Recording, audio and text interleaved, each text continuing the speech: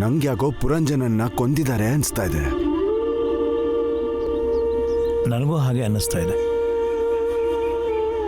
ಆದರೆ ಕುಲಕರ್ಣಿ, ನಾವು ಇಷ್ಟೊಂದು ಸುಮ್ಮನೆ ಕೈಕಟ್ಟು ಕೂತ್ಬಿಟ್ರೆ ಮುಂಬರೋ ಪೀಳಿಗೆ ನಮ್ಮನ್ನು ಬೈದೇ ಬಿಡಲ್ಲ. ಬೈದೆ ಇನ್ನೇನು ಮಾಡೋಕ್ಕಾಗುತ್ತೆ ಗುರುಗಳೇ? ಸಮಾಜ ಹಲವಾರು ಜನರ ಮನಸ್ಥಿತಿಗಳ ಮೇಲೆ ನಿರ್ಮಾಣ ಆಗಿರೋದು. ಹಲವಾರು ಜಾತಿಗಳಿಂದ ಕೂಡಿರೋ ಸಮಾಜ ಇದು.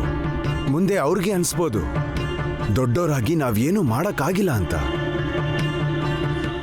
ನನ್ನನ್ನು ಕಾಡ್ತಾ ಇರೋದು ಈ ಚಿದಾನಂದರು, ಚಹಾ ಅಂಗಡಿ ಮಂಗೇಶ, ಗುರುಗಳು ಇವ್ರ ಜೊತೆ ಸೇರಿ ನಾವು ತಪ್ಪಿತಸ್ಥರಾಗ್ತಾ ಇದ್ದೀವ ಅಂತ. ಅವರೆಲ್ಲ ಸೇರಿ ಪುರಂಜನ್ನ ಕೊಂದರು, ನಾವು ಸುಮ್ಮನೆ ಇದ್ದೀವಿ. ಈ ಮೌನ ನಮ್ಮನ್ನು ಜೀವನ ಪೂರ್ತಿ ಕಾಡದೆ ಬಿಡಲ್ಲ.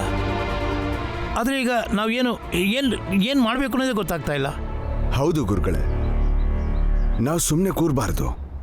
ಪುರಂಜನನ್ಗೆ ಏನು ಮಾಡಿದ್ರು, ಅವ್ರ ತಾಯಿಗೆ ಎಂಥ ಸ್ಥಿತಿ ತಂದ್ರು, ಇದು ಎಲ್ಲದಕ್ಕೂ ಪುರಾವೆ ಹುಡ್ಕೋಣ. ಪೊಲೀಸ್ ಠಾಣೆಗೆ ಹೋಗಿ ಮುಕದ್ದಮೆನೂ ಹುಡ್ಕೋಣ. ಅನ್ಯಾಯ ಮಾಡಿದವ್ರಿಗೆ ಶಿಕ್ಷೆ ಕೊಡಿಸ್ಲೇಬೇಕು. ಹೌದು, ಕೊನೆ ಪಕ್ಷ ಇದನ್ನಾದರೂ ಜವಾಬ್ದಾರಿಯಿಂದ ಮಾಡಬೇಕಾಗತ್ತೆ. ಕುಲಕರ್ಣಿ, ನಡಿ ಈಗಲೇ ಈ ಕೆಲಸ ಶುರು ಮಾಡೋಣ. ಬಾ. ನಾನೊಂದು ತಾಯಿಯಾಗಿ ಹೆಂಡತಿಯಾಗಿ ಯೋಚನೆ ಮಾಡಿದ್ರೆ ಭಯ ಆಗುತ್ತೆ ನನಗೆ. ನನ್ನ ಮಕ್ಕಳು, ನನ್ನ ಗಂಡಂಗೆ ಇವ್ರು ಏನು ಮಾಡ್ತಾರೋ, ಮತ್ತಿವ್ರನ್ನ ನೋಡಿನೇ ಅದೇನೋ ಧೈರ್ಯ ಬಂದ್ಬಿಡುತ್ತೆ. ಎಲ್ಲ ಸರಿ ಹೋಗುತ್ತೆ ಅನ್ನೋ ನಂಬಿಕೆ ಹುಟ್ಟುತ್ತೆ. ಅಕ್ಕ, ನೀನ್ ಇನ್ಮೇಲೆ ನಮ್ಮನೇಲೇ ಇರು. ಮಂಜುಳಾ ಅಕ್ಕ ಓದು ಬರಹ ಹೇಳ್ಕೊಡ್ತಾಳೆ, ನಮಗೂ ಖುಷಿ ಆಗುತ್ತೆ.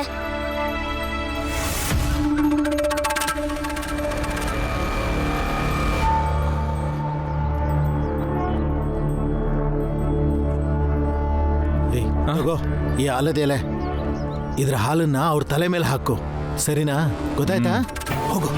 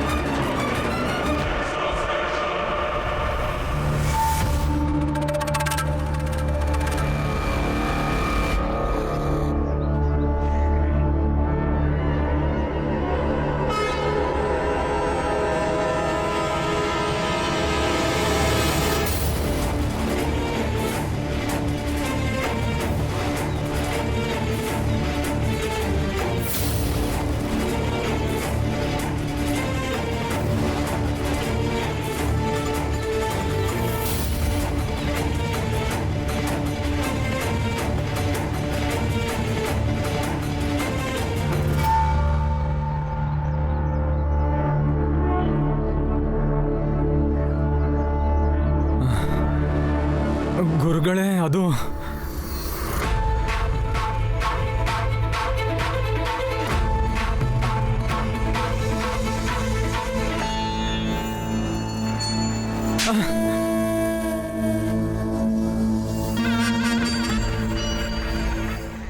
ಕೆಲಸದಲ್ಲಿ ಸೋತು ಹಿಂತಿರುಗಿದಾಗ ದೃಷ್ಟಿ ಕೆಳಗಿಟ್ಟು ನಿಲ್ಲೋದು ಶಿಷ್ಟಾಚಾರ ಆಗಿರುತ್ತೆ.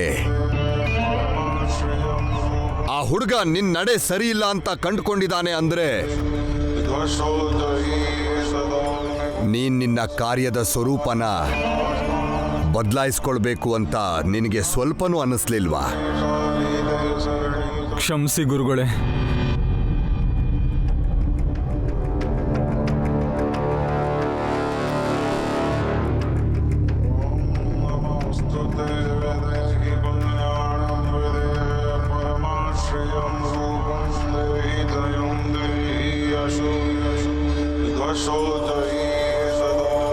ಇದನ್ನ ನೀನ್ ನಿಭಾಯಿಸು.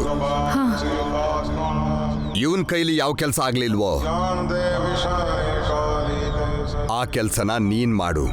ಈ ಎಲೆ ಹಾಲನ್ನ ಸರ್ಸು ತಲೆ ಮೇಲೆ ಹಚ್ಚಬೇಕು. ಇದನ್ನ ಹಚ್ಚಿದ್ರೆ ಅವಳು ಕೂದಲು ಜಡಿಯಾಗಿ ಸಿಕ್ಕಾಗತ್ತೆ. ದಾಸಿಗೆ ಅದೇ ಶೋಭೆ. ಇದರ ಮೂಲಕವಾಗಿ ಅವಳು ದೇವದಾಸಿಗೆ ಅರ್ಹತೆ ಪಡಿತಾಳೆ.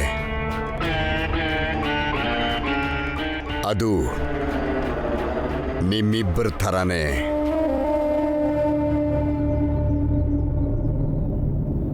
ಹೋಗು, ಕಾರ್ಯ ಪೂರ್ಣ ಮಾಡಿ ಬಾ.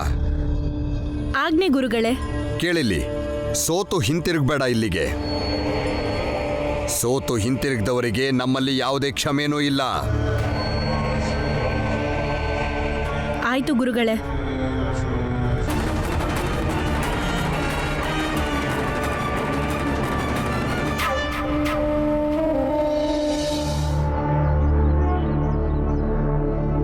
ಮತ್ ನೀನು ನಾನು ಉಳ್ಕೊಂಡಿರೋ ಮನೆಗೆ ಹೋಗಿ ಎಲ್ಲ ಶುಚಿ ಮಾಡು. ಸರಿ ಗುರುಗಳೇ.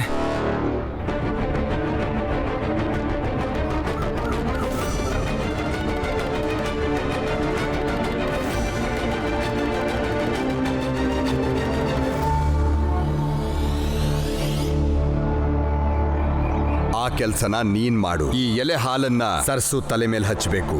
ಇದನ್ನ ಹಚ್ಚಿದ್ರೆ ಅವಳು ಕೂದಲು ಜಡಿಯಾಗಿ ಸಿಕ್ಕಾಗತ್ತೆ. ದಾಸಿಗೆ ಅದೇ ಶೋಭೆ. ಇದರ ಮೂಲಕವಾಗಿ ಅವಳು ದೇವದಾಸಿಗೆ ಅರ್ಹತೆ ಪಡಿತಾಳೆ. ಅದು ನಿಮ್ಮಿಬ್ಬರ ಥರನೇ.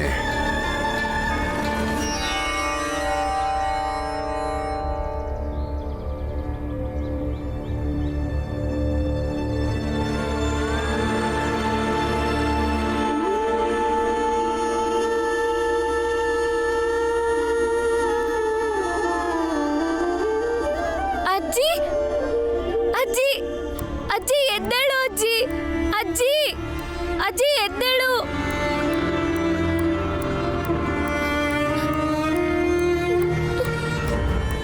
ಪಂಡಿತ್ರೆ, ಪಂಡಿತ್ರೆ, ಅಜ್ಜಿ ಯಾಕೆ ಎದ್ದೇಳ್ತಾ ಇಲ್ಲ? ಏನಾಯ್ತು ಅವ್ರಿಗೆ? ಅವ್ರಿಗೆ ಚಿಕಿತ್ಸೆ ನೀಡಿದೀವಲ್ಲ, ಅದಕ್ಕೆ ಯೋಚನೆ ಮಾಡೋದೇನು ಬೇಡ. ಆದಷ್ಟು ಬೇಗ ಅವರು ನಿಮ್ಮ ಜೊತೆ ಮಾತಾಡ್ತಾರೆ. ಯಾವಾಗ ಪಂಡಿತ್ರೆ? ಸದ್ಯಕ್ಕೆ ನಾನು ನಿಮಗೆ ಆದಷ್ಟು ಬೇಗ ಅಂತ ಮಾತ್ರ ಹೇಳ್ಬೋದು. ಅಜ್ಜಿ ಬೇಗ ಹುಷಾರಾದ್ರೆ ಸಾಕು. ಅಜ್ಜಿ ಖಂಡಿತ ಸರಿ ಹೋಗ್ತಾರೆ. ನೀನ್ ಹೀಗೆ ಅಳ್ತಾ ಇದ್ರೆ ನಮ್ಗೆಲ್ರಿಗೂ ನೋವಾಗುತ್ತೆ. ಅವರೀಗ ವಿಶ್ರಾಂತಿ ಪಡಿಲಿ, ನಾವು ನಾಳೆ ಬರೋಣ. ನಡಿ. ದೂರ ಇರಿ, ದೂರ ನಿಂತ್ಕೊಳ್ಳಿ. ಅಕ್ಕ, ವಾಹ್ ವಾ ಪಂಡಿತ್ರೆ, ವಾ. ನಿಮ್ಮ ಜಾತಿ, ನಿಮ್ಮ ಆಚಾರ ಎಲ್ಲಾನು ಮೂಲೆಗೆ ಸೇರಿಸಿದ್ದೀರಾ ಹೇಗೆ? ಒಂದು ಸಣ್ಣ ಯೋಚನೆನೂ ಬರಲಿಲ್ವಾ? ನೀವು ಈ ಕೆಳಗೇರಿ ಅವ್ರಿಗೆ ಚಿಕಿತ್ಸೆ ಕೊಟ್ರೆ ಮೇಲಿನ ಕೇರಿಯವರು ನಿಮ್ಮ ಹತ್ರ ಬರಲ್ಲ ಅಂತ ನಿಮಗೆ ಚೆನ್ನಾಗಿ ಗೊತ್ತಿರ್ಬೇಕಲ್ವಾ? ನಿಮ್ಮಂಥ ವೃತ್ತಿ ಈ ಕೆಳಗೇರಿ ಅಂತವರಿಂದ ನಡೆಯಲ್ಲ ಅಂತ. ನಮ್ಮಿಂದ ದುಡ್ಡು ಮಾಡ್ಕೋತಿದ್ದೀರಾ ನೀವು, ನಮ್ಮಂಥ ಮೇಲಿನ ಕೇರಿ ಅವರಿಂದ. ಆದ್ರೆ ಯಾಕೆ ಭಿಕಾರಿ ಆಗ್ಬೇಕು ಅಂತ ಆಸೆ ಪಡ್ತಿದ್ದೀರಾ?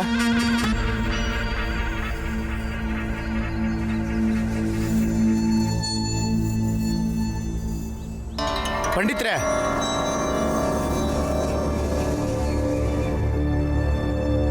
ನಿಮಗೆ ಕೇಳಿಸ್ತಿದ್ಯೋ ಇಲ್ವೋ? ನೋಡು, ವೈದ್ಯ ಔಷಧಿ ಕೊಡೋಕ್ಕೆ ಅಂತ ಹೇಳಿದಾಗ ಯಾವಾಗಲೂ ಅವನು ಜನರ ಜೀವ ಉಳಿಸೋಕೆ ನೋಡ್ತಾನೆ. ನನ್ನ ಅನುಭವದ ಪ್ರಕಾರ ಜೀವ ಉಳಿಸೋ ಔಷಧಿಗೆ ಮೇಲ್ಜಾತಿ ಅಥವಾ ಕೀಳ್ಜಾತಿ ಅನ್ನೋ ಭೇದ ಇರೋಲ್ಲ. ಅಂಥದ್ರಲ್ಲಿ ಭೇದ ಭಾವ ಮಾಡೋದಕ್ಕೆ ನಾನು ಯಾರು ಹೇಳು? ವೈದ್ಯ ವೃತ್ತಿ ಬರೀ ದುಡಿಮೆ ಅಲ್ಲ, ಮೇಲು ಕೀಳು, ಬಡವ ಶ್ರೀಮಂತ, ಗಂಡು ಹೆಣ್ಣು ಅನ್ನೋ ಭೇದ ಭಾವಗಳನ್ನೆಲ್ಲ ಮೀರಿ ಸೇವೆ ಮಾಡೋದಾಗಿರುತ್ತೆ. ನೀವು ಔಷಧಿ ತಗೊಂಡು ಹೋಗಕ್ ಬಂದಿದ್ದೀರಾ ಅನ್ಸುತ್ತೆ. ವೈದ್ಯರೇ, ಇವರಿಗೂ ಔಷಧಿ ಕೊಟ್ಟು ಕಳಿಸಿ. ಔಷಧಿ ತರ್ತೀನಿ ರೀ. ಭೀಮ್ರಾವ್, ನೀನು ತುಂಬ ಮಾತಾಡ್ತಿದ್ಯಾ. ಆಮೇಲೆ ನಿನ್ನ ನೋಡ್ಕೋತೀನಿ. ಅವತ್ತಿಂದ ನನ್ನನ್ನ ನೋಡ್ತಾನೆ ಇದ್ದೀರಲ್ಲ. ನನಗ್ ಗೊತ್ತಿರೋ ಹಾಗೆ ನಮ್ಮ ಮುಸ್ರನ್ನ ನಿಲ್ಸಕ್ಕೆ ದಿನ ಪ್ರಯತ್ನ ಪಡ್ತಾನೆ ಇದ್ದೀರಲ್ಲ.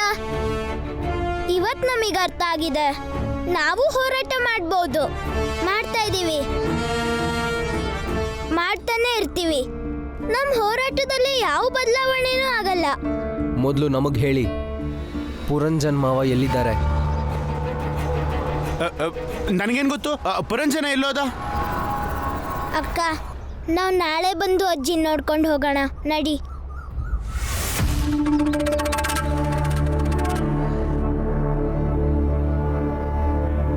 ತಗೊಳ್ಳಿ, ದಿನಕ್ಕೆ 2 ಸಲ ಬಿಸಿನೀರಲ್ಲಿ ತಗೊಳ್ಳಿ, ಬೇಗ ವಾಸಿ ಆಗುತ್ತೆ.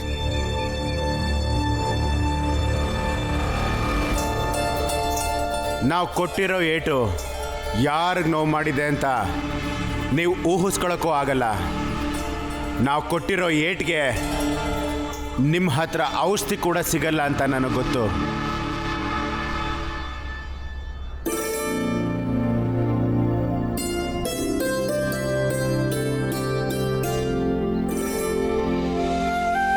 ನಾವೊಂದು ಆಟ ಆಡೋಣವಾ? ಎಲ್ಲರೂ ಸೇರಿ ಕಣ್ಣ ಮುಚ್ಚೆ ಆಡೋಣವಾ ಈಗ? ಚೆನ್ನಾಗಿರುತ್ತೆ ಬಾಲಣ್ಣ. ಆದ್ರೆ ಸರ್ಸು ಆಡಕ್ಕಾಗಲ್ಲ, ಪಾಪ ಮನ್ಸಿಲ್ಲ. ಹಂಗೇನೂ ಇಲ್ಲ ಆನಂದಣ್ಣ, ನಮಗೂ ಕೂಡ ನೋವಿದೆ. ಅಪ್ಪನೇ ಹೇಳ್ತಾರಲ್ಲ, ನೋವಿಂದ ಹೊರಗೆ ಬರ್ಬೇಕಾದ್ರೆ ನೋವನ್ನ ಮರೆಯೋ ಅಂತ ಕೆಲಸ ಮಾಡಬೇಕು. ನಾವು ಆಡೋಣ, ಸರ್ಸು ಅಕ್ಕನೂ ಆಡ್ತಾಳೆ. ಅಕ್ಕ, ಆಡ್ತೀಯ ತಾನೆ? ಆಡೋಣವಾ ಸರ್ಸು? ಹೌದು ಸರ್ಸು, ಆಡೋಣ ಬಾ. ಅಕ್ಕ, ಬಾ ಆಡೋಣ.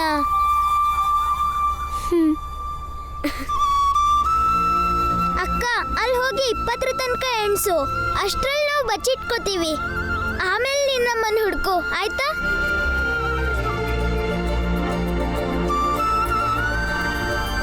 ಅಕ್ಕ, ಕಣ್ ಮುಚ್ಕೋಬೇಕು.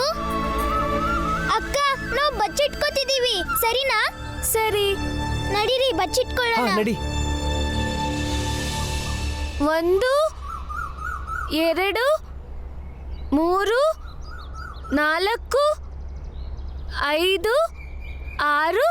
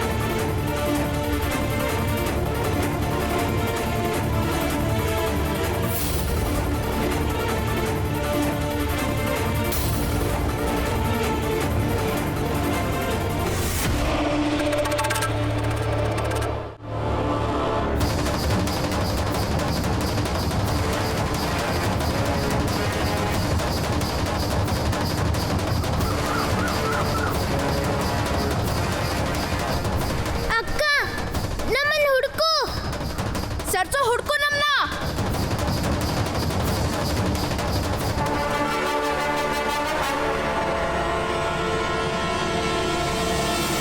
ಗುರುಗಳೇ, ನಮ್ಮೆಲ್ಲರ ಕಡೆಯಿಂದ ಭಕ್ತಿಯಿಂದ ತಂದಿದ್ದೀವಿ. ಅವಶ್ಯವಾಗಿ.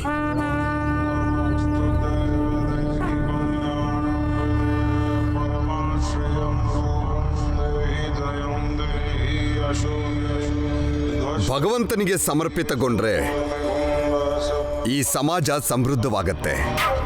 ಕೆಲವೊಮ್ಮೆ ಅಭಾವಗಳಾಗಬಹುದು, ಆದರೆ ಭಗವಂತನ ಸಾನ್ನಿಧ್ಯಕ್ಕಾಗಿ ಯಥಾಶಕ್ತಿ ನೀಡಬೇಕು. ನಾನು ಹೇಳೋದಿಷ್ಟೇ,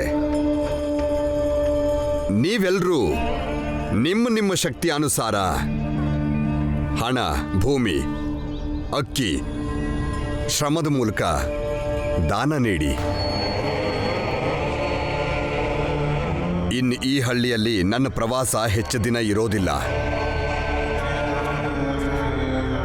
ನಾನು ಹೊರಡೋಕ್ಕೂ ಮೊದಲು ನಿಮ್ಮ ಶಕ್ತಿ ಅನುಸಾರ ದಾನ ನೀಡಬೇಕು ಅಂತ ಬಯಸ್ತೀನಿ. ಅದೊಂದು ಕೈಗೂಡಿದ್ರೆ ನಾನು ಯಾವಾಗೆಲ್ಲ ಆ ಭಗವಂತನ ಮುಂದೆ ಕೂರ್ತೀನೋ ಆಗೆಲ್ಲ ಪ್ರಥಮವಾಗಿ ನಿಮ್ಮ ಬಗ್ಗೆನೇ ಪ್ರಾರ್ಥನೆ ಮಾಡ್ತೀನಿ. ಬಾರ್ಬರಿ ಗುರುಗಳಿಗೆ, ಬಾರ್ಬರಿ ಗುರುಗಳಿಗೆ, ಬಾರ್ಬರಿ ಗುರುಗಳಿಗೆ. ಅವಶ್ಯವಾಗಿ ಗುರುಗಳೇ, ಅವಶ್ಯವಾಗಿ. ನಾಳೆ ನಾವೆಲ್ಲ ಒಟ್ಟಾಗಿ ನಮ್ಮ ಯೋಗ್ಯತೆಗೆ ತಕ್ಕಂತೆ ಏನು ದಾನ ಸಿಗುತ್ತೋ ಅದನ್ನು ನಿಮ್ಮ ಬಳಿ ತಂದೊಪ್ಪಿಸ್ತೀವಿ.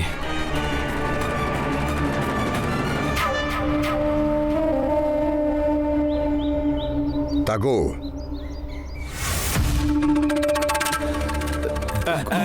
ಗುರುಗಳೇ, ನಾನು ಉಳಿಸಿರೋ ಆಹಾರ ನಿಮ್ಮೆಲ್ಲ ಕಷ್ಟಗಳಿಗೂ ಪರಿಹಾರ ನೀಡುತ್ತೆ. ಒಬ್ಬೊಬ್ಬರಾಗಿ ಬಂದು ತಗೊಳ್ಳಿ. ಬಾ, ತಗೋ. ನೀನು ಬಾ.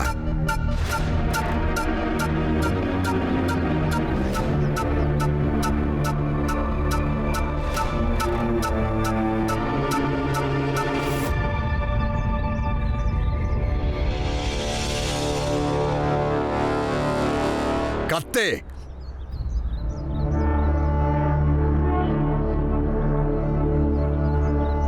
ಏನಾಯ್ತು ಗುರುಗಳೇ? ನನ್ನಿಂದೇನಾದ್ರೂ ತಪ್ಪಾಗಿದ್ಯಾ? 37 ಕೆಜಿ ಧಾನ್ಯ ದಾನ ನೀಡು. ಪ್ರಾಯಶ್ಚಿತ್ತ ಆಗುತ್ತೆ ನಿನಗೆ. ಯಾಕೆ ಹಾಗೆ ನೋಡ್ತಿದೀಯ? ಇದು ದೇವರ ಕೆಲಸ. ಜೀವನ ಪೂರ್ತಿ ಉಳಿಸಿರೋದನ್ನ ನೀಡಿದ್ರು ಅದರಿಂದ ಪ್ರತಿಯಾಗಿ ನಿನಗೆ ಸಿಗೋದನ್ನ ನೀನು ಎಣಿಸೋದಕ್ಕೂ ಆಗಲ್ಲ. ಖಂಡಿತ ಗುರುಗಳೇ, ನಿಮ್ಮ ಆಜ್ಞೆಯಂತೆಯೇ ಆಗಲಿ.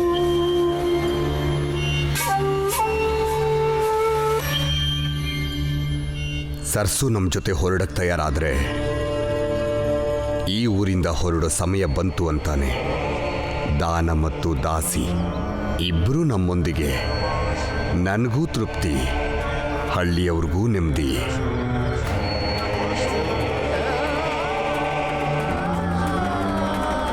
ತಗೊಳ್ಳಿ, ಪ್ರಸಾದ ಸ್ವೀಕರಿಸಿ. ನಾನೊಂದು ಪ್ರಶ್ನೆ ಕೇಳ್ಬೋದಾ ಗುರುಗಳೇ? ನೀವೇನೋ ಇವ್ರಿಗೆಲ್ಲ ಪ್ರಸಾದ ಕೊಟ್ರಿ, ಇದನ್ ತಿಂದ ಮೇಲೆ ಏನಾಗುತ್ತೆ ಅಂತ ನೀವು ಏನು ಹೇಳಲೇ ಇಲ್ಲ. ಏ ಕುಲಕರ್ಣಿ, ಇಲ್ಲೇನ್ ಮಾಡ್ತಿದ್ಯಾ? ಹೊರಗಡೆ ಹೋಗು. ಶಾಂತಿ. ಆತ್ಮ ಶುದ್ಧಿಯಾಗುತ್ತೆ. ನಿನಗೀ ವಿಚಾರ ಎಲ್ಲ ಅರ್ಥ ಆಗಲ್ಲ ಬಿಡು. ವಿರೋಧಿ ಸ್ಥಾನದಲ್ಲಿದ್ಯಾ ನೀನು. ಆಚಾರಗಳ ವಿರೋಧಿ, ಕುಲ ವಿರೋಧಿ ನೀನು. ಅಧಮ ನೀನು. ಅಧಮನ ಆತ್ಮಕ್ಕೆ ಸಾವೇ ಪರಿಹಾರ. ಹಂಗಾದ್ರೆ ಸರಿ, ನೋಡೋಣ. ಸ್ವೀಕರಿಸಿ ಪ್ರಸಾದನ. ನಿಮ್ಮ ಆತ್ಮಶುದ್ಧಿ ಆದ್ಮೇಲೆ ಹೇಳಿ ಪುರಂಜನ ಎಲ್ಲಿ ಅಂತ.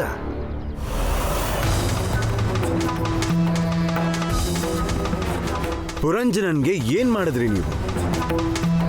ಪರಿಶುದ್ಧ ಆತ್ಮ ಸುಳ್ಳು ಹೇಳಲ್ಲ.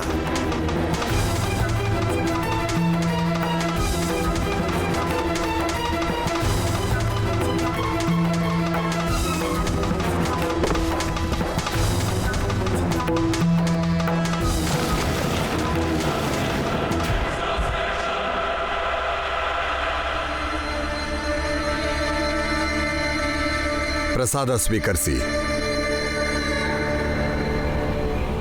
ನಿಮ್ಮ ಕಣ್ಗಳನ್ನು ಮುಚ್ಚಿ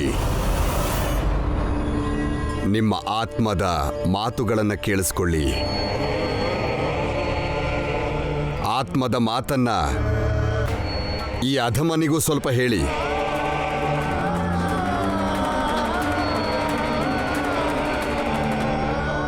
ಹಾ ಹೇಳಿ ಹೇಳಿ. ಈ ಗುರುಗಳಿಗೂ ಸೇರಿಸಿ ಇಲ್ಲಿರೋ ಪ್ರತಿಯೊಬ್ಬಂಗೂ ಪುರಂಜನ ಏನಾದ ಅಂತ ಗೊತ್ತಿದೆ.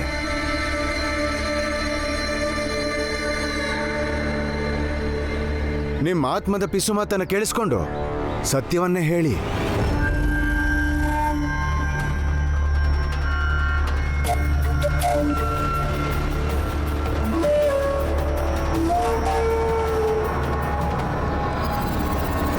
ಈಗ ಆತ್ಮದ ಪಿಸು ಮಾತನ್ನ ಇವರು ಕೇಳಿಸ್ಕೋತಾರೆ, ಆದರೆ ಏನು ಹೇಳಲ್ಲ, ಒಂದು ಮಾತು ಆಡಲ್ಲ. ಅವರ ಆತ್ಮ ಸತ್ಯವನ್ನೇ ಹೇಳಿದ್ರು. ನೀನ್ ಇಡೀ ಜನ್ಮ ಪೂರ್ತಿ ಇಲ್ಲೇ ನಿಂತ್ ಕಾದ್ರು ಅವರು ಒಂದು ಮಾತು ಕೂಡ ಆಡಲ್ಲ. ಒಂದು ಮಾತು.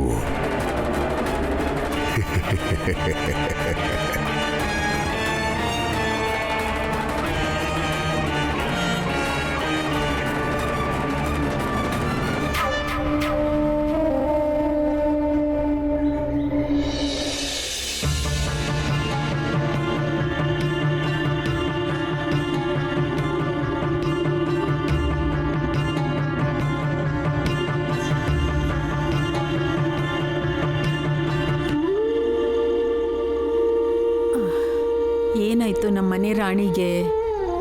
ಅಜ್ಜಿ ತಲೆ ಬಾಚುವಾಗ ತುಂಬಾ ನೋವುತ್ತೆ. ಕೊಡಿಲಿ, ನಾನು ಬಾಚ್ತೀನಿ.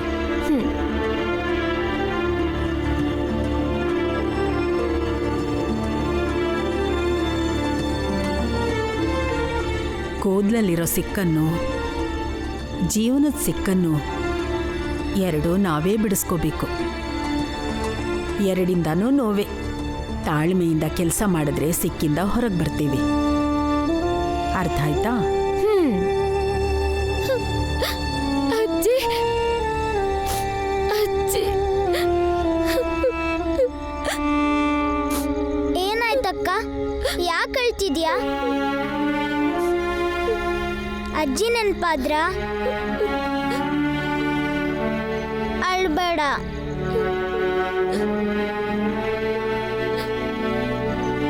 ಏನಾಯ್ತು ಸರ್ಸು? ಕೂದ್ಲ್ಯಾಕೆ ಹರಡ್ಕೊಂಡು ಕೂತಿದ್ಯಾ? ಗಂಗಾ, ಅವಳಿಗೆ ತಲೆ ಬಾಚ್ಕೊಳಕ್ ಬರಲ್ಲ ಅನ್ಸುತ್ತೆ. ಹಾಗಾದ್ರೆ ನಾನೇ ಬಾಚ್ತೀನಿ. ಹಾ ಸರ್ಸು, ಭೀಮ ತುಂಬಾ ಚೆನ್ನಾಗಿ ಬಾಚ್ತಾನೆ. ನಮ್ಮೆಲ್ಲರಿಗೂ ಇವನೇ ತಲೆ ಬಾಚೋದು ಅಲ್ವಾ ಅತ್ತೆ? ಹಾ, ಮತ್ತೆ ಗೊತ್ತಾ ನಿನ್ಗೆ, ಭೀಮ ಇದನ್ನಲ್ಲ, ನಿನ್ ತಲೆಲಿ ಏನಿದ್ರು ಚೆನ್ನಾಗಿ ತೆಗಿತಾನೆ. ಅತ್ತೆ, ಎಲ್ರ ತಲೆಲೂ ಏನಿರಲ್ಲ, ನಿಮ್ ತಲೆಲ್ ಮಾತ್ರ ಇರುತ್ತೆ. ನನ್ ಕೈಯಿಂದ ತುಂಬಾ ದಿನ ಆಯ್ತು ಒದೆ ತಿಂದು. ಹೋಗ್ಲಿ ಬಿಡಿ ಅತ್ತೆ, ಭೀಮಂಗೇನು ಹೇಳ್ಬೇಡಿ, ಇಲ್ಲಾಂದ್ರೆ ಅವನು ನಿಮ್ಗೆ ತೊಂದರೆ ಕೊಡೋಕ್ ಶುರು ಮಾಡ್ತಾನೆ. ಅಕ್ಕ, ಅದೆಲ್ಲ ಸುಳ್ಳು. ಅದ್ರಲ್ಲಿ ತಲೆ ತಿನ್ನೋದೇನಿದೆ? ಅಲ್ಲ ಅತ್ತೆ, ನಾವಿಬ್ರು ಎಷ್ಟ್ ಸಲ ವಾದ ಮಾಡಿಲ್ಲ. ಹುಟ್ಟಿದಾಗಿಂದ ಇವತ್ತಿನವರೆಗೂ ಕಡಿಮೆ ಕಾಟ ಕೊಟ್ಟಿದ್ಯಾ ನನ್ಗೆ? ನೀನೊಬ್ನೇ ಅಲ್ಲ, ನೀವೆಲ್ಲರೂ ಎಷ್ಟು ಕಾಟ ಕೊಟ್ಟಿದ್ದೀರಾ. ಆದ್ರೆ ಮಕ್ಕಳು ಕೊಡೋ ಕಾಟ ಖುಷಿ ಆಗುತ್ತೆ. ಭೀಮಾ, ನೆನ್ಪಿಟ್ಕೊ, ನನಗೆ ವಯಸ್ಸಾದ್ಮೇಲೆ ನಿನ್ಗೆ ತುಂಬಾ ಕಾಟ ಕೊಡ್ತೀನಿ, ನೋಡ್ತಾ ಇರು. ಭೀಮಾ, ನಿಧಾನ. ಅಕ್ಕ, ಜೀವನ ಮತ್ತೆ ಕೂದಲು ಎರಡರಿಂದನೂ ಸಿಕ್ಬಿಡಿಸುವಾಗ ನೋವಾಗುತ್ತೆ. ಆದರೆ ತಾಳ್ಮೆಯಿಂದ ನಿಧಾನವಾಗಿ ಬಿಡಿಸಿದ್ರೆ ಸಿಕ್ಕಿಂದ ಹೊರಗೆ ಬರ್ತೀವಿ. ನಮ್ಮಜ್ಜಿನೂ ಇದನ್ನೇ ಹೇಳ್ತಿದ್ಲು. ಅಯ್ಯೋ, ನಮ್ ಭೀಮಾ ಯಾವ ಅಜ್ಜಿಗೂ ಕಮ್ಮಿ ಇಲ್ಲ ಅಲ್ವಾ ಅತ್ತೆ? ಭೀಮಾ, ಹುಷಾರಾಗಿ ಬಾಚು. ನಾನು ಹೋಗಿ ನಿನ್ನಮ್ಮನಿಗೆ ಅಡುಗೆಗೆ ಸಹಾಯ ಮಾಡ್ತೀನಿ.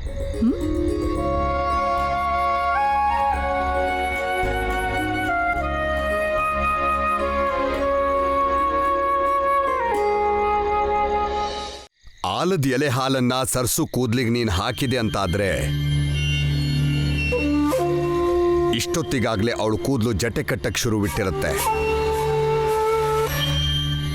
ಇವತ್ ರಾತ್ರಿನೂ ಇನ್ನೊಂದ್ಸಲ ನೀನ್ ಇದೇ ಕೆಲಸನ ಮಾಡ್ಬೇಕಾಗತ್ತೆ.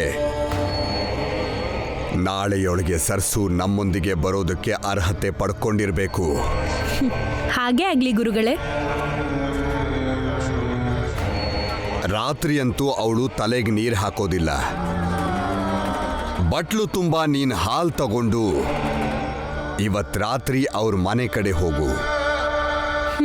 ಮಲಗಿರೋ ಸಮಯ ನೋಡ್ಕೊಂಡು ಅವಳು ಕೂದ್ಲಿಗೆ ಹಾಲು ಹಾಕಿ ಬರಬೇಕು. ನಾಳೆ ಬೆಳಿಗ್ಗೆ ಒಳಗಾಗಿ ಅವಳು ಕೂದ್ಲು ಎಷ್ಟು ಸುಕ್ಕಾಗತ್ತಂದ್ರೆ ಅದನ್ನ ಬಿಡ್ಸಕ್ಕೆ ಆಗಲ್ಲ. ಮತ್ತೆ ಬೆಳಿಗ್ಗೆ ಅವಳು ತಲೆಗೆ ನೀರು ಹಾಕೊಳ್ಳೋಕ್ಕೂ ಮೊದಲೇ ಅವಳು ಕೂದ್ಲನ್ನ ಊರಿನ ಜನರೆಲ್ಲ ನೋಡ್ಬೇಕು. ಅದಕ್ಕೆ ನಾನೇ ಒಂದು ಉಪಾಯ ಮಾಡ್ತೀನಿ.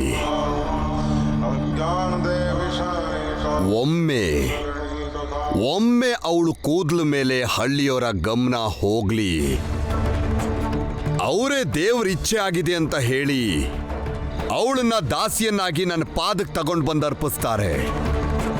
ಆಗ ನಾವು ಅವಳಿಗೆ ಮಾಡಬೇಕಾಗಿರೋ ಗೆಜ್ಜೆ ಪೂಜೆ ಮಾಡಿ ದೇವದಾಸಿಯನ್ನಾಗಿ ಮಾಡ್ತೀವಿ.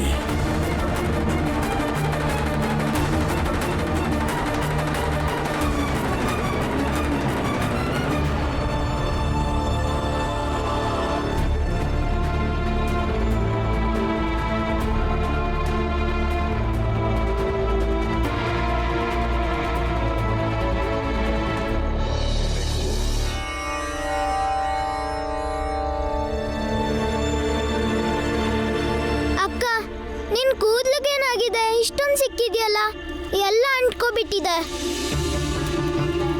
ನಿನ್ ಕೂದಲು ತೊಳೆಯಲ್ಲ ಅನ್ಸುತ್ತೆ. ಇಲ್ವಲ್ಲ, ನಾನು ಪ್ರತಿದಿನ ನೀರು ಹಾಕೋತೀನಿ. ಆದ್ರೆ ಮನೆಗೆ ಬೆಂಕಿ ಬಿದ್ದು ಅಜ್ಜಿಗೆ ಹುಷಾರಿರ್ಲಿಲ್ವಲ್ಲ, ಅವತ್ತಿಂದ ನೀರು ಹಾಕಿಲ್ಲ. ಅಕ್ಕ, ನಾನು ನಿಧಾನವಾಗಿ ನಿನ್ ಕೂದಲನ್ನ ಬಾಚಿ ಸರಿ ಮಾಡ್ತೀನಿ.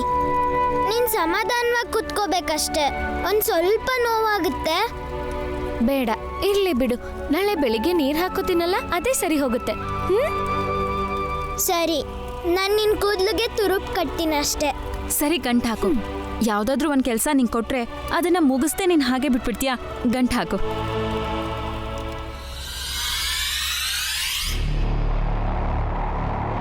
ಈಗ ಹೊರಡು ನೀನು.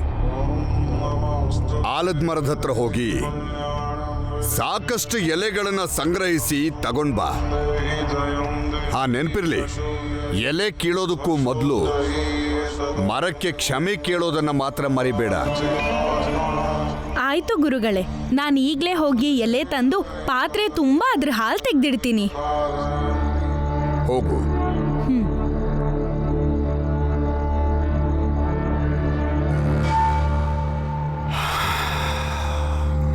ಅಂದ್ರೆ ಈಗ ಈ ಹಳ್ಳಿಯವರ ಕಡೆಯಿಂದ ನನಗೆ ಮೂಟೆಗಟ್ಲೆ ಸಂಪತ್ತು ಲಭಿಸ್ತಾ ಇದೆ. ಹಳ್ಳಿಯವರು ನನ್ನ ಮಾತಿಗೆ ಮರಳಾಗಿರೋದಂತೂ ಸತ್ಯ. ಸಾಕಿಷ್ಟು. ಒಬ್ಬ ದೇವದಾಸಿ ಈ ಹಳ್ಳಿಯಿಂದ ನನ್ನ ಪಾಲಿಗಾದ್ರೆ ಈ ಹಳ್ಳಿಯವರು ನನಗೋಸ್ಕರ ಏನ್ ಮಾಡೋದಕ್ಕೂ ಸಿದ್ಧರಾಗ್ತಾರೆ.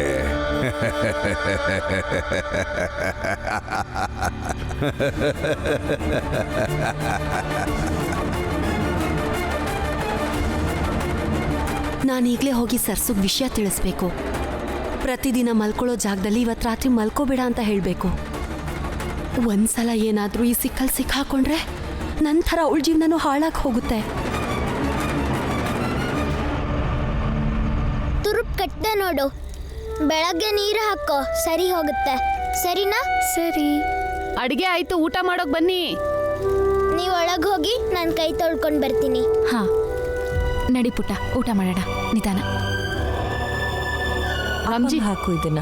ಇನ್ನೊಂದು ರೊಟ್ಟಿ ಕೊಡ್ತೀನಿ.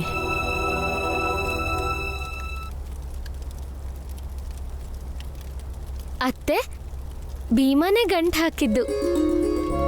ವರೆವಾ? ಅಯ್ಯೋ, ಭೀಮ ಎಷ್ಟು ಚೆನ್ನಾಗಿ ಗಂಟು ಹಾಕಿದಾನೆ. ಅತ್ತೆ, ಅವಳು ಕೂದಲಲ್ಲಿ ತುಂಬಾ ಸಿಕ್ಕಿದೆ. ಹಣಿಗೆಗೆ ಸಿಕ್ಕಾಕೋತಿತ್ತು, ಅದಕ್ಕೆ ಗಂಟು ಹಾಕ್ದ. ಭೀಮ ಎಲ್ಲಿ? ಅವನ್ ಕೈ ತೊಳಿಯಕ್ ಹೋಗಿದ್ದಾನೆ. ಸರಿ, ಅವನ್ ಬರ್ಲಿ, ನೀವು ಶುರು ಮಾಡಿ.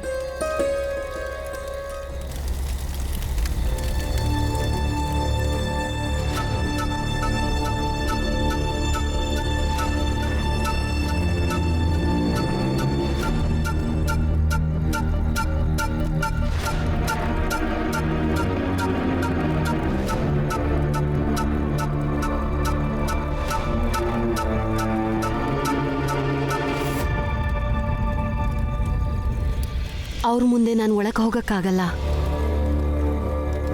ಯಾರ ಹತ್ರ ಹೇಳಿ, ಹೇಗೆ ಹೇಳಿ?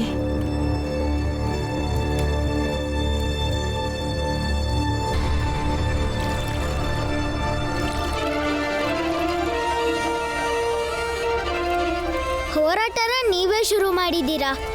ಈಗ ನಾವು ಹೋರಾಡ್ತೀವಿ, ಆದ್ರೆ ಈ ಊರ್ ಬಿಟ್ಟು ಹೋಗೋದಿಲ್ಲ. ಭೀಮ್ರಾವ್ ಹತ್ರನೇ ಹೇಳ್ತೀನಿ, ಅವನೇ ಸರಿಯಾದೋನ್ ಅನ್ಸುತ್ತೆ. ಗುರುಗಳ ಕೆಟ್ಟ ಬುದ್ಧಿನೂ ಹೇಳ್ತೀನಿ.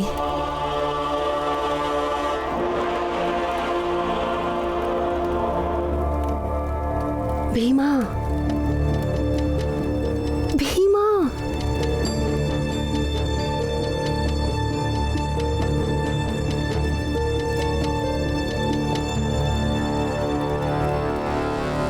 ಬಾ ನನ್ ಜೊತೆ.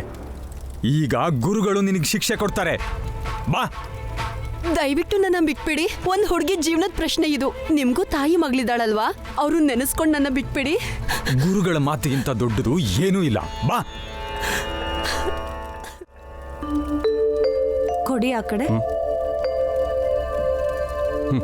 ತೋ.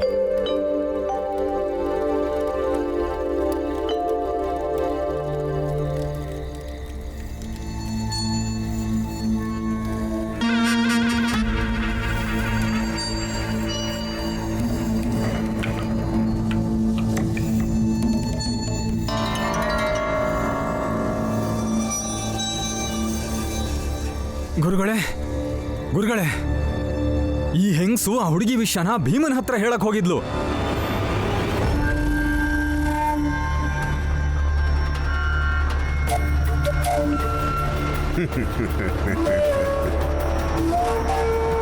ಅವಳಿಚ್ಛೆ ಪಾಪ. ಇಚ್ಛೆ ಪಡೋದಕ್ಕೆ ಎಲ್ರಿಗೂ ಹಕ್ಕಿದೆ. ಹಾಗಂದ ಮಾತ್ರಕ್ಕೆ ಹುಟ್ಟೋ ಎಲ್ಲ ವಿಚಾರಗಳು ಆಚಾರ ವಿಚಾರಗಳನ್ನ ಅವಲಂಬಿಸಿರುತ್ತೆ ಅಂತಲ್ಲ. ಕೆಲವೊಂದ್ಸಲ ಅದು ನಮಗೆ ವಿರುದ್ಧವಾದ ಇಚ್ಛೆ ಹುಟ್ಟೋ ಸಾಧ್ಯತೆನೂ ಇರುತ್ತೆ. ಆದ್ರೆ ಇದನ್ನ ಪಾಪ ಅಂತಲೇ ಹೇಳೋದು. ಪ್ರತಿ ಪಾಪಕ್ಕೂ ಶಿಕ್ಷೆ ಆಗೇ ಆಗತ್ತೆ.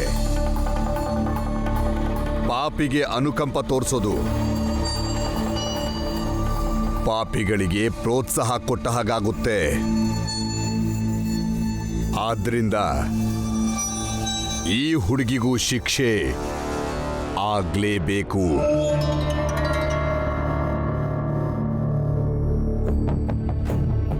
ಆಯ್ತು ಗುರುಗಳೇ, ಹೊರಡಕ್ಕೀಗ ಆಜ್ಞೆ ನೀಡಿ. ಹೇಗಿದ್ರೂ ಆಗೋ ತೊಂದರೆ ತಪ್ಪಿಸಿದೀವಿ. ಖಂಡಿತ. ನೀನು ಹೋಗೋದಕ್ಕೂ ಮೊದಲು ಈ ಹುಡುಗಿ ಕೆನ್ನೆಗೆ 2 ಬಿಗಿದು ಹೋಗು. ಈ ಹುಡುಗಿ ನನ್ನ ಆಜ್ಞೆನ ಉಲ್ಲಂಘನೆ ಮಾಡೋ ಧೈರ್ಯ ಮಾಡಿದಾಳೆ. ಆಗ್ಲಿ ಗುರುಗಳೇ.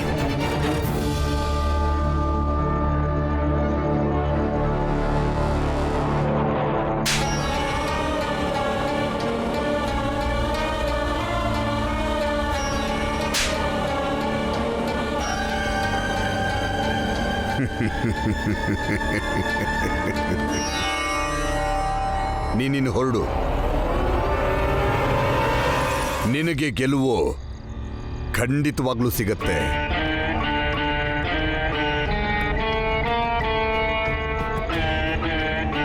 ಮತ್ತೆ ಕಾತ್ಯ, ನೀನು ಹೇಳಿ ಗುರುಗಳೇ. ನಿನ್ನೆ ಕಾರ್ಯದಿಂದ ನನಗೆ ಸಂತೋಷವಾಗಿದೆ. ನೀನಿನ್ನು ಹೊರಡ್ಬೋದು. ನಿನ್ನೆ ಕಾರ್ಯಕ್ಕೆ ಉಡುಗೊರೆ ಇಷ್ಟರಲ್ಲೇ ನಿನ್ನ ಕೈ ಸೇರುತ್ತೆ. ಆಯ್ತು ಗುರುಗಳೇ.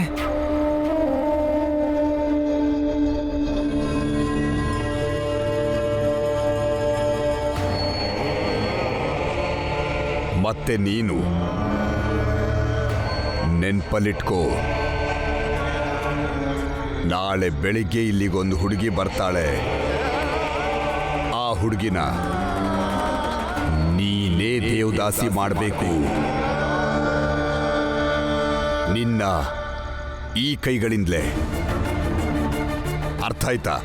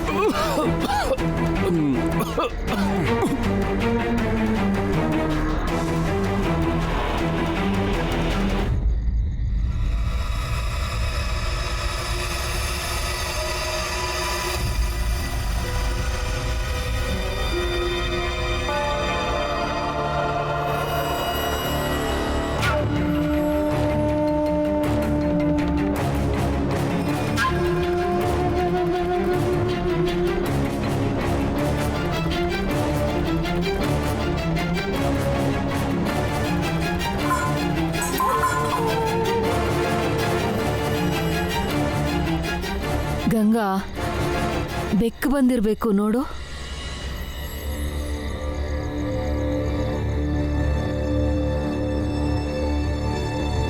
ಇಲ್ಲ ಅತ್ತೆ, ಬಾಗಿಲು ಮುಚ್ಚಿದೆ. ಗಾಳಿಗೆ ಸದ್ದಾಗಿರ್ಬೇಕು. ಸರಿ, ಮಲ್ಕೋ.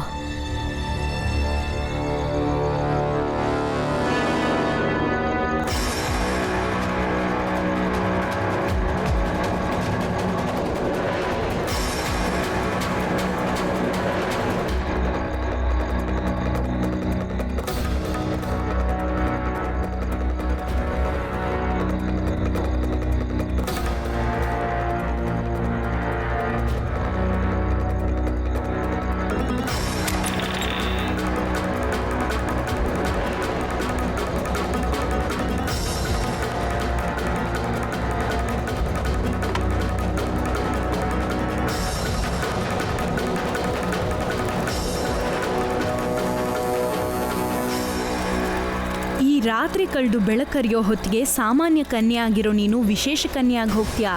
ಗುರುಗಳ ಪಾದ ಸೇವೆ ಮಾಡೋ ಭಾಗ್ಯ ದೊರೆಯುತ್ತೆ ನಿಂಗೆ. ಗುರುಗಳು ನಿನ್ ಮೇಲೆ ಕೃಪೆ ತೋರಿರೋದಕ್ಕೆ ಪುಣ್ಯ ಮಾಡಿರ್ಬೇಕು ನೀನು.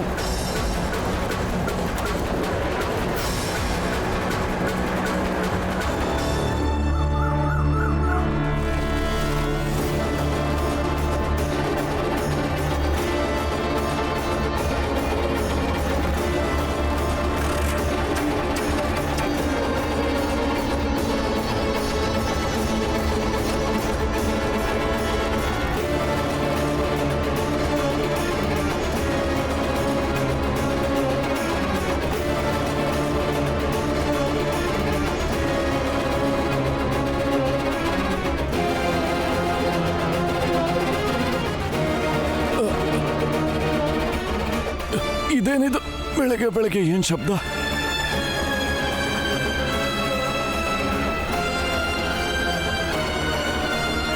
ಕೇಳ್ರಪ್ಪ, ಕೇಳಿ ಕೇಳಿ, ಈ ದಿನ ತುಂಬಾ ಶುಭ ದಿನವಾಗಿದೆ. ನಮ್ಮ ಕೇರಿಯಲ್ಲಿರೋ ರಾಮ್ಜಿ ಸಕ್ಪಾಲ್ ಮನೆಯಲ್ಲಿರೋ ಹುಡುಗಿ ಸರ್ಸುಗೆ ಗುರುಗಳು ದೇವದಾಸಿ ಪಟ್ಟ ಕೊಡ್ತಿದ್ದಾರೆ. ಕೇಳ್ರಪ್ಪ, ಕೇಳಿ ಕೇಳಿ, ಹಳ್ಳಿಯವರೆಲ್ಲ ಗಮನ ಕೊಟ್ಟು ಕೇಳಿ.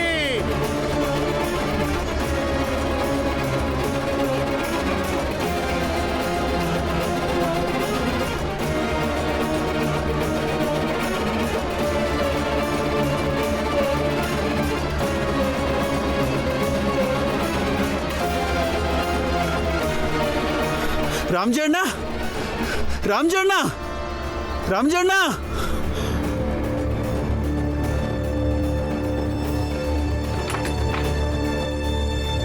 ಏನಾಯ್ತು? ಸರ್ಸು ಇದ್ದಾಳ? ಆ ಮೇಲಿನ ಕೆರೆಯವರು ಸರ್ಸುನ ದೇವದಾಸಿ ಮಾಡೋದಕ್ಕೆ ಹೊರಟಿದ್ದಾರೆ. ಏನು?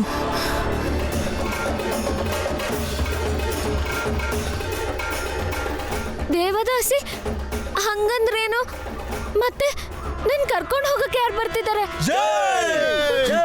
ಬನ್ನಿ ಒಳಗಡೆ ಹೋಗೋಣ. ನಡೀರಿ ನಡೀರಿ ಬೇಗ.